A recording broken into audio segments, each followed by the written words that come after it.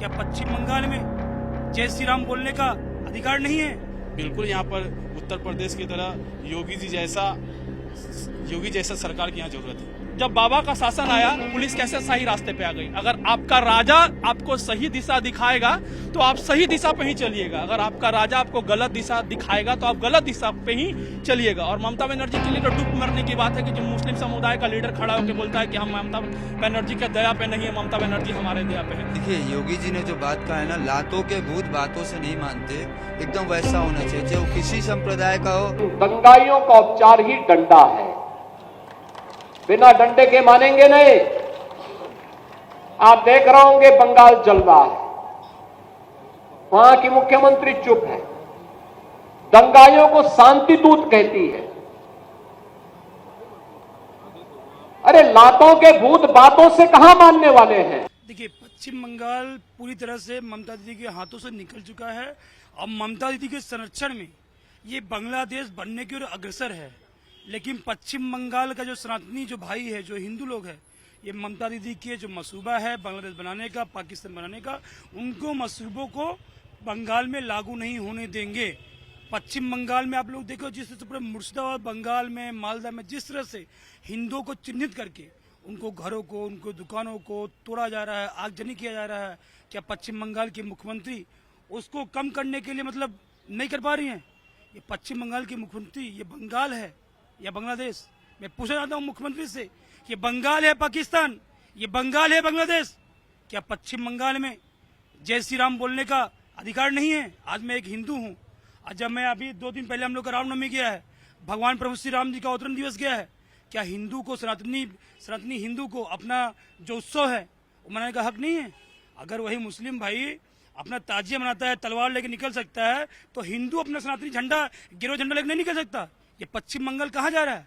ये दीदी किस और कर रही है? ये कोई बहुत बड़ा षड्यंत्र नहीं है बांग्लादेश बनाने का? यूपी की तरह अब बंगाल को भी ठीक करने की जरूरत है योगी स्टाइल में। 100% बिल्कुल, क्योंकि यहाँ पर जिस तरह से हिंदुओं पर अत्याचार किया जा रहा है, हिंदुओं को घर से मार मार के भगाया जा रहा है, बिल्कुल यहाँ पर उत्तर प्रदेश की तरह योगी जैसा सरकार की यहाँ जरूरत है।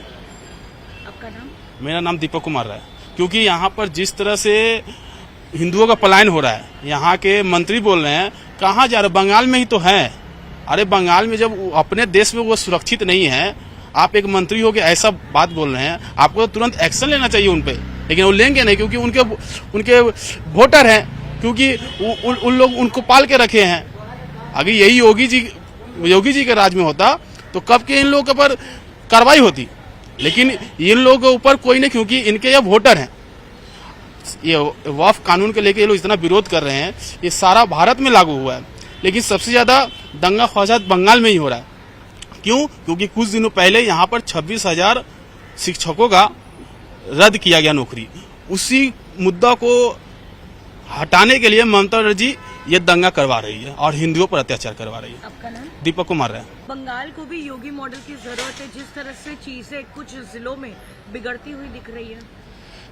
पूरे जिलों में नहीं, पूरे बंगाल में स्थिति बद से बदतर होती जा रही है हर बीतते हुए पल के साथ।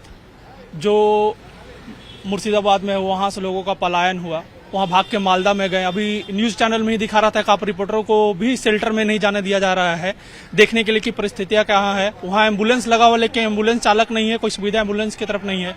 पानी की टंकी आई है, जैसे कि तैसी रखी हुई है, जिस पानी से नहाना है उसी पानी को पीना है, ऐसी परिस्थितियां हो गई हैं।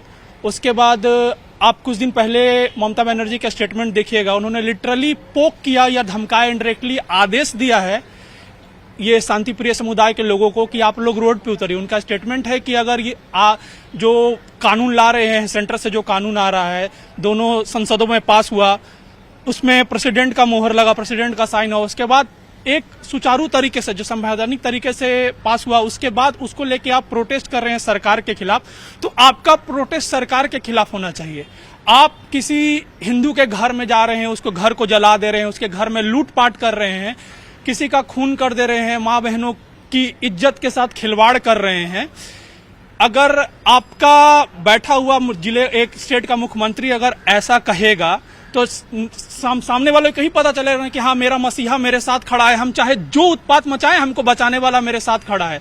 उसके बाद फिरहाद हकीम जी का स्टेटमेंट आता है कि अरे वो बंगाल से बंगाल में ही भाग रहे हैं ना। उनसे ही पूछना चाहता हूं, सर अभी आप जिस पोस्ट पे हैं उस पोस्ट से आपको डिमोट करके आपको आपके जगह किसी और को देख के आपका उसका ड्राइवर बना दिया जाए तो आप क्या उस पोस्ट को स्वीकार कीजिएगा? आपको तो टीएमसी से टीएमसी में ही रख रहा है, तो आपको तो सम्मान ही दे रहा है, आपको तो भगाया नहीं जा रहा। तो इस प्रकार का स्टेटमेंट देते समय आपके चेहरे पे जो मुस्कान थी वो मुस्कान यही बता रहा है कि आप बंगाल को बांग्लादेश ही नहीं सीरिया बनाने जा रहे हैं। जहां तक यूपी की बात है, बाबा का सिंपल सी बात है, अगर आप संवैधानिक तरीके से जिएंगे, दूसरों को जीने देंगे, कोई उपद्रव नहीं मचाएंगे, सरकारी चीजों में आग नहीं लगाएंगे, तो आपको भी उसी तरह जीने का है जैसा हिंदू जी रहा है। अगर आप जो नुकसान करेंगे उसका भरपाई आप ही कीजिएगा। आपके रोग का इलाज आपको ही करवाना पड़ता, कोई तीसरा आके नहीं करता।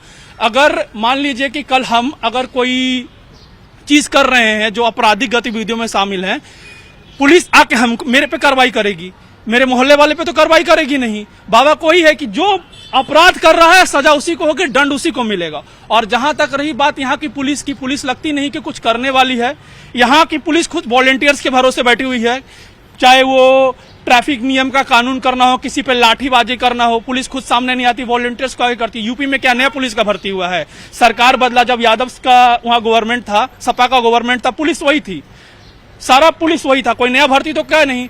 आज जब बाबा का शासन आया, पुलिस कैसे सही रास्ते पे आ गई। अगर आपका राजा आपको सही दिशा दिखाएगा तो आप सही दिशा पे ही चलिएगा, अगर आपका राजा आपको गलत दिशा दिखाएगा तो आप गलत दिशा पे ही चलिएगा। और ममता बनर्जी के लिए तो डूब मरने की बात है कि जब मुस्लिम समुदाय का लीडर खड़ा होकर बोलता है कि हम ममता बनर्जी के दया पे नहीं है, ममता बनर्जी हमारे दया पे है, तो उस मुख्यमंत्री से आप क्या उम्मीद कीजिएगा कि हिंदुओं के लिए वो लड़ेगी? कभी नहीं लड़ेगी। देखिए, योगी जी ने जो बात कहा है ना, लातों के भूत बातों से नहीं मानते, एकदम वैसा होना चाहिए। चाहे वो किसी संप्रदाय का हो, नियम कानून संविधान को अपने सर पे रख के उसको मानते हुए काम कर रहा है तो वो समान जो भी सुविधाएं हैं पाने के अधिकारी है। अगर वो नियम कानून का उल्लंघन करके काम कर रहा, चाहे कोई भी हो, उसको लात ही पड़ना चाहिए। वो बातों से नहीं मानने वाले, यहाँ वही जरूरत है। यहाँ पे एक तो आए दिन रोहिंग्या घुस रहे हैं, ये सारे जो मुसलमान भाई है, यहाँ के भाई है ना, उनको बदनाम करने का साजिश चल रहा है। और उनको वोट बैंक बना के जो सरकार इतने दिन से चलती आई, अपनी रोटी सेकती आई है, उनको अब यहाँ पे उनको भी जलील किया जा रहा है। उनको साफ साफ नहीं बताया जा रहा है कि वक्फ बोर्ड से क्या उनका फायदा हो रहा है। 10,000 से ज्यादा केसेस ऐसे फाइल हैं जो मुस्लिम संप्रदाय के संपत्ति को छीना गया, ये विषय नहीं रखा जा रहा है। उन्हें ये नहीं बताया जा रहा है कि उनकी संपत्ति जो अभी तक आका बने हुए थे और जो वहां से कमाई आती थी अपने लिए यूज करते थे, अब पूरा मुस्लिम संप्रदाय के जो स्कूल होंगे, कॉलेजेस होंगे, हॉस्पिटल होंगे, उनमें डायरेक्ट जाएगा। उसका एक हिसाब रहेगा कि कौन कहाँ क्या पैसा, पहले ये हिसाब नहीं रहता था। ये लाभ उनको नहीं बताया। उनको क्या बताया जा रहा है? भड़काया जा रहा है, आपका मदरसा छीन लिया जाएगा, आपका वो कब्रिस्तान छीन लिया जाएगा, जबकि इस कानून में ऐसा कोई विषय नहीं है। बस भड़काओ, ये लोगों को दूसरी गलत जानकारियां दो, हिंदू मुसलमान का एक लड़ाई कराओ। और आज ये पश्चिम बंगाल का जो 70% हिंदू है, जिसका करीबन 15-20% वोट ममता बनर्जी पाती है, वो सोचिए इनको चारा बना के रखो, इधर भाई बनाओ, जाके इफ्तार करो, जो कि इफ्तार उनके नियम में नहीं आता। एक ब्राह्मण महिला है, इफ्तार करो, दिखावा करो, मुस्लिमों की संपत्ति के साथ खेलो और हिंदुओं को चारा बना के बंगाल में हिंदुओं का नरसंहार कराओ।